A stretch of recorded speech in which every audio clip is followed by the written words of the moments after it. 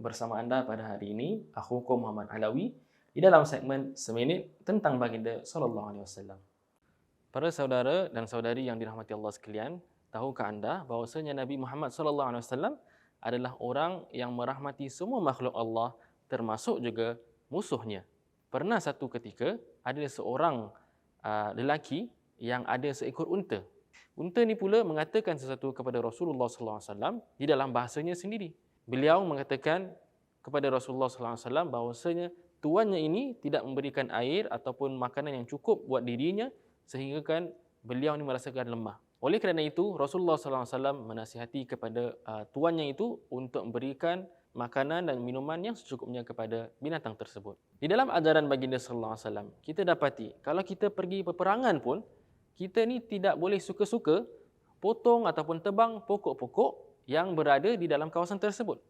Ini melambangkan rahmatnya Nabi sallallahu alaihi wasallam kepada bukan saja manusia, bukan saja orang-orang yang lemah daripada kita, tetapi makhluk-makhluk Allah yang lain yang juga lebih lemah dari segi kekuatan daripada kita juga. Namun, tahukah anda bahawasanya Nabi sallallahu alaihi wasallam juga merahmati musuhnya juga?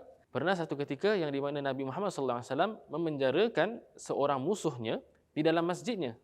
Musuh ini pun kalau kita lihat kepada sirahnya, setelah mana beliau tinggal di dalam kawasan tersebut, tinggal di dalam masjid Nabi Muhammad sallallahu alaihi wasallam yang dijadikan sebagai penjara, beliau ni selepas beberapa hari beliau lihat orang muslimin solat dan sebagainya, beliau masuk Islam.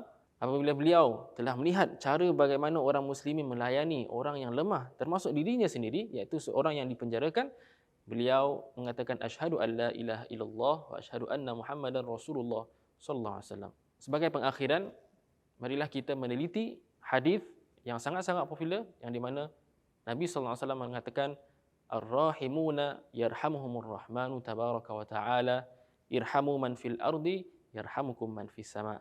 Yang bererti orang-orang yang merahmati orang lain, Allah Ar-Rahman akan merahmatinya dan akan menyayanginya. Irhamu man fil ardi, maka kamu haruslah merahmati ataupun saling merahmati para mereka yang berada di dalam dunia Allah ini. Yarhamukum man fis sama, akan merahmati kamu penduduk-penduduk langit daripada malaikat dan sebagainya. Semoga daripada cerita ini ia memberikan kita tauladan di dalam hidup kita dan menjadikan kita insan yang merahmati orang lain juga. InsyaAllah. Amin ya rabbal alamin. Semoga kita berjumpa lagi di dalam segmen yang seterusnya. Assalamualaikum warahmatullahi taala wabarakatuh.